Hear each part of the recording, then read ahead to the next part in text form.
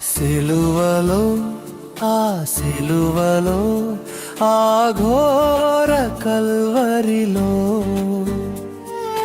తులువల మధ్యలో వ్రేలాడిన యేసయ్యా,